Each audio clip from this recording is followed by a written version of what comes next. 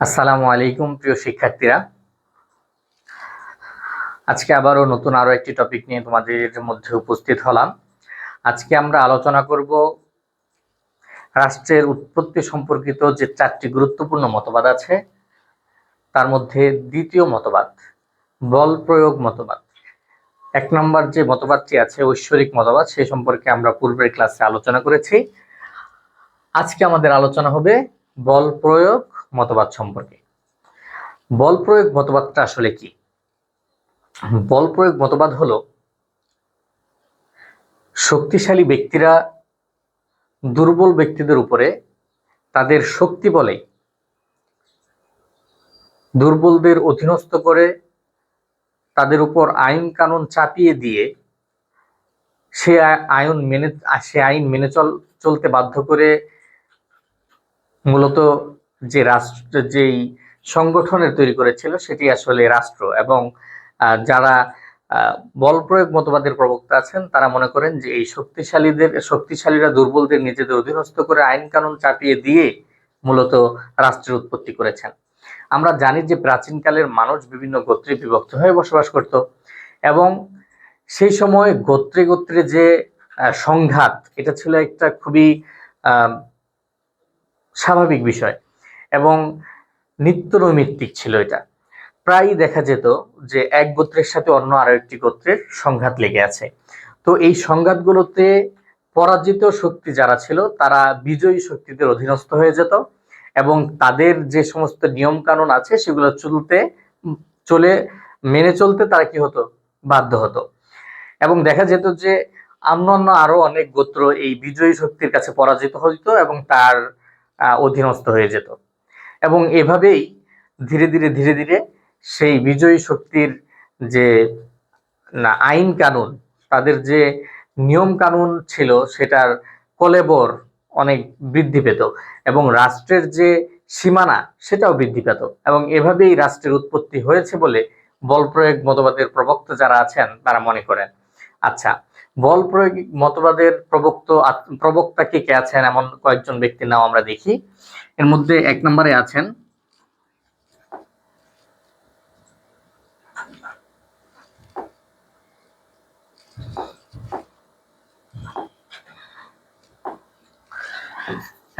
আছেন David Hume.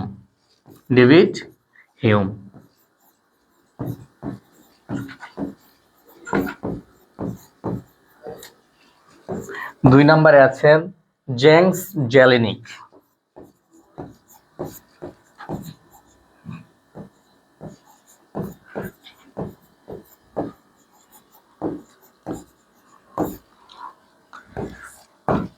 তিন নম্বরে আছেন ম্যাকিয়াভেলি।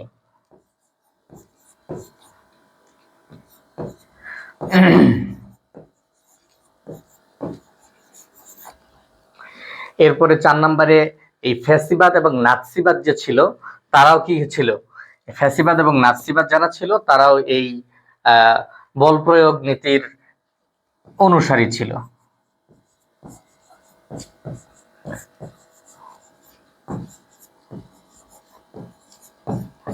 ঠিক আছে। এছাড়াও দুইজন প্রখ্যাত সমাজবিজ্ঞানী, একজন হলেন জার্মান সমাজবিজ্ঞানী ম্যাক্স ওয়েবার এবং আরেকজন হলেন কার্ল মার্কস। এই দুইজনও এই বল প্রয়োগ মতবাদের যে গুরুত্ব সেটা স্বীকার করেছেন। ঠিক আছে।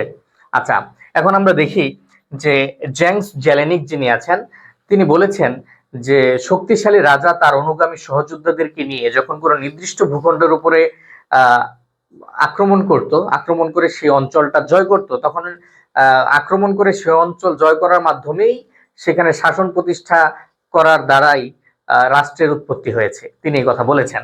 এবং আমরা এই বল প্রয়োগ নীতির যেই মতবাদের যেই ব্যাপারটা সেটা আমরা সবচেয়ে বেশি দেখেছি কোন সময়, প্রাচীনকালে এবং আধুনিক যুগে, প্রাচীন যুগে এবং আধুনিক যুগে।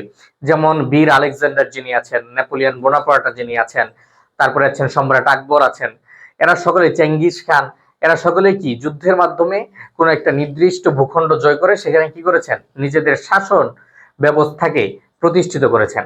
তো বল প্রয়োগ মতবাদের প্রবক্তাদের কথা হচ্ছে যে ঠিক এইভাবেই প্রাচীনকালে যখন রাষ্ট্রের উৎপত্তি হয়েছিল, এভাবেই নিজেদের শক্তিশালীরা দুর্বলদের উপরে নিজেদের বা নিয়ম কানুন চাপিয়ে দিয়ে তাদেরকে নিজেদের অধীনস্থ করে রাষ্ট্রের উৎপত্তি করেছিল। আচ্ছা, কার্ল মার্কস বলেছেন যে দাস সমাজ ব্যবস্থা, তারপর সামন্ত সমাজ ব্যবস্থা, তারপর পুঁজিবাদী সমাজ ব্যবস্থা, এই সমস্ত সমাজ ব্যবস্থায় যারা ভূমির মালিক ছিলেন অথবা উৎপাদনের উপকরণগুলোর মালিক যারা ছিলেন, তারা দেখলেন যে তাদেরকে যদি নিজেদের এই সম্পত্তি টিকিয়ে রাখতে হয় তাহলে তাদের একটি সার্বভৌম রাষ্ট্রের প্রয়োজন, এবং তারা তাদের নিজেদের প্রয়োজনেই রাষ্ট্রের উৎপত্তি করেছেন এবং সরকার গঠন করেছেন। এটি হলো কার্ল মার্কসের মতবাদ। এবং কার্ল মার্কস বলেছেন এই বল প্রয়োগ মতবাদ যেটি আছে এটি খুবই রাষ্ট্রের উৎপত্তির ক্ষেত্রে খুবই গুরুত্বপূর্ণ একটি মতবাদ। এবং সরকার যারা আছে বা যারা রাষ্ট্র গঠন করেছে তারা যেমন শক্তিশালী হয়ে অধীনস্থ দুর্বলদেরকে অধীনস্থ করে নিজেরা রাষ্ট্র গঠন করেছে, ঠিক একইভাবে যখন তারা অত্যাচারী হয়ে উঠবে তখন আমাদেরকেও শক্তিশালী হয়ে তাদেরকে ক্ষমতাচ্যুত করে তাহলে একটি শ্রেণীহীন সমাজ কি করতে হবে, গঠন করতে হবে। ম্যাক্স ওয়েবার বলেছেন যে রাষ্ট্রের উৎপত্তির ক্ষেত্রে এই বল প্রয়োগ মতবাদ যেটা আছে, যে বল প্রয়োগ বা শক্তির বিকল্প কোনো কিছু নেই। ক্ষমতা গ্রহণের জন্য একজন মানুষকে বা একটি রাষ্ট্র গঠন করার জন্য যেমন শক্তি প্রয়োজন, ঠিক সেভাবেই সরকার গঠন করার পরে সেই ক্ষমতা ধরে রাখার জন্য প্রয়োজন কি, শক্তি। এই কথাটি কে বলেছেন? ম্যাক্স ওয়েবার বলেছেন। তবে ম্যাক্স ওয়েবার আরো একটি কথা বলেছেন যে শুধুমাত্র শক্তি নয়, বরং অভিভাবক সুলভ নেতৃত্বের মাধ্যমেও রাষ্ট্রকে ধারণ করতে হবে। ঠিক আছে, এই গেল আমাদের বল প্রয়োগ মতবাদের মূল কথা, অর্থাৎ শক্তিশালীরা দুর্বলদেরকে তাদের শক্তির মাধ্যমে নিজেদের অধীনস্থ করে নিয়ম কানুন চাপিয়ে দিয়ে রাষ্ট্রের উৎপত্তি করেছে, এটা ছিল মূল কথা। এবং এই মতবাদের প্রবক্তা ছিলেন ডেভিড হিউম, ছিলেন জেমস জেলেনিক, ছিলেন ম্যাকিয়াভেলি, ছিল ফ্যাসিবাদ এবং নাৎসিবাদের যারা প্রবক্তা ছিল তারা। এবং এই বল প্রয়োগ মতবাদের গুরুত্ব স্বীকার করেছেন জার্মান সমাজবিজ্ঞানী ম্যাক্স ওয়েবার, কার্ল মার্কস। এবং আমরা দেখেছি যে ইতিহাসের পাতায় এবং প্রাচীন যুগে আধুনিক যুগে এই বল প্রয়োগ মতবাদের প্রচুর উদাহরণ রয়েছে। সেই উদাহরণগুলোর মধ্যে আমরা দেখলাম বীর আলেকজান্ডার, দেখলাম নেপোলিয়ান বোনাপার্ট, দেখলাম সম্রাট আকবরের উদাহরণ, তাই না? এবার আমরা দেখব যে বল প্রয়োগ মতবাদের কিছু সমালোচনা আছে, সেই সমালোচনাগুলো আমরা এখন দেখব। আচ্ছা, বল প্রয়োগ মতবাদের 1 নম্বর সমালোচনা হলো যে বল প্রয়োগের মাধ্যমে রাষ্ট্রের উৎপত্তি হয়েছে, এটা ঠিক, তবে শুধুমাত্র বল প্রয়োগের মাধ্যমে রাষ্ট্রের উৎপত্তি হয়েছে এই কথাটা ঠিক নয়। রাষ্ট্রের উৎপত্তির ক্ষেত্রে একটি গুরুত্বপূর্ণ উপাদান ছিল বল প্রয়োগ, ঠিক আছে? এছাড়াও আরো অন্যান্য যেই উপাদান ছিল সবকিছু মিলেই মূলত কি হয়েছিল, রাষ্ট্রের উৎপত্তি হয়েছিল। এটা ছিল 1 নম্বর সমালোচনা। এরপর আমরা দেখতে পাচ্ছি 2 নম্বর সমালোচনা।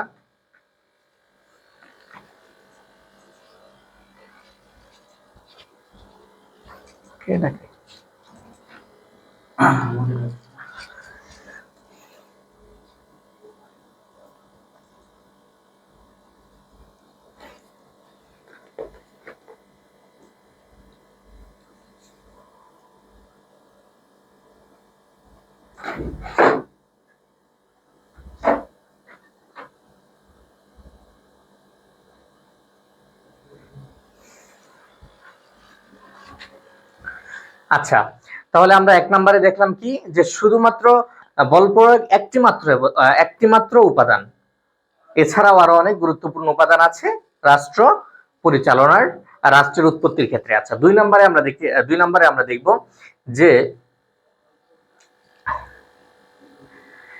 রাষ্ট্রের উৎপত্তির ক্ষেত্রে বল প্রয়োগে যদি একমাত্র উপাদান হতো তাহলে শক্তিশালী রাষ্ট্রের পাশাপাশি আমরা কি দেখতাম না, শক্তিশালী রাষ্ট্রের পাশাপাশি যে কম শক্তিধর যে রাষ্ট্রগুলো আছে সেগুলো আমরা দেখতাম না। দুর্বল রাষ্ট্রকে আমরা দেখতাম না। তাহলে কি হতো যে শক্তিশালী রাষ্ট্র দুর্বল রাষ্ট্রকে নিজের অধীন করে ফেলতো না, কিন্তু সেরকম আমরা দেখি না। আমরা শক্তিশালী রাষ্ট্র দেখি, আবার দুর্বল রাষ্ট্র কি দেখি। এরপরে দেখো, গণতান্ত্রিক যে রাষ্ট্র আছে সেই রাষ্ট্রে জনগণের মতামতই হচ্ছে ক্ষমতার মূল ভিত্তি, শক্তি না।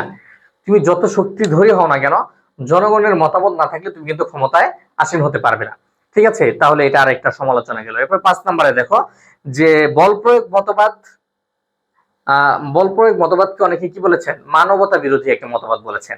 কারণ নিজের শক্তি আছে বলে দুর্বলদের উপরে আক্রমণ করে তুমি তাদেরকে নিজের অধীনস্থ করে নিবা, মানবতা এটাকে কি করে না, সাপোর্ট করে না।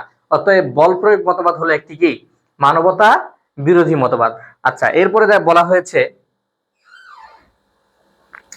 বল প্রয়োগের মাধ্যমে যদি শাসক যা ইচ্ছা তাই করতে পারে, তাহলে কি হবে, একজন শাসক স্বৈরাচার হয়ে উঠবে, সেই রাষ্ট্রে স্বৈরতন্ত্র কি হবে, প্রতিষ্ঠিত হবে। এরপরে দেখো, একটি রাষ্ট্রের অভ্যন্তরীণ শান্তি শৃঙ্খলা বজায় রাখার জন্য শুধুমাত্র যে শক্তি, দৈহিক শক্তি, এটি কিনা,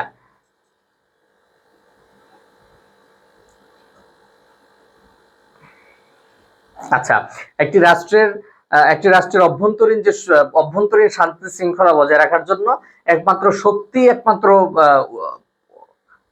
উপায় না, বরং নিয়ম কানুন সবকিছু তার মানুষকে সুন্দর করে গুছিয়ে কথাবার্তা বলে সর্বজন স্বীকৃত কোনো কিছুর মাধ্যমে কি করা যায়, সমাজে শান্তি শৃঙ্খলা বজায় রাখা যায়। এগুলো ছিল আমাদের এই বল প্রয়োগ মতবাদের কি সমালোচনা। তো যাই হোক, বল প্রয়োগ মতবাদের সমালোচনা এবং পক্ষে বিপক্ষে অনেক কথা থাকলেও যে বল প্রয়োগ যে বিষয়টা আছে, একটা রাষ্ট্রের উৎপত্তির ক্ষেত্রে এই বল প্রয়োগ বা শক্তি এটা খুবই গুরুত্বপূর্ণ উপাদান। এবং আমরা ইতিহাসের পাতা ঘুরে দেখতে পাই যে অতীতে যে রাষ্ট্র প্রতিষ্ঠিত হয়েছে এটা বল প্রয়োগের মাধ্যমে রাষ্ট্র প্রতিষ্ঠিত হয়েছে, এমন অনেক ঘটনা আমরা খুঁজে পাই।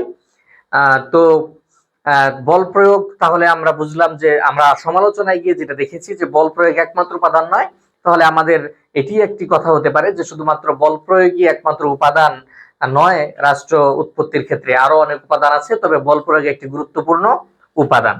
তাহলে আজকে আমরা শিখলাম বল প্রয়োগ মতবাদ। বল প্রয়োগ মতবাদ কি, বল প্রয়োগ মতবাদের প্রবক্তা কারা আছেন, এবং বল প্রয়োগ মতবাদের প্রাচীন এবং আধুনিক যুগের যে কিছু উদাহরণ সেটা আমরা দেখলাম, এবং সর্বশেষ দেখলাম যে বল প্রয়োগ মতবাদের কিছু সমালোচনা আছে সেগুলো। তো এর মাধ্যমে আজকে আমি আমার এই টপিকের আলোচনা শেষ করছি।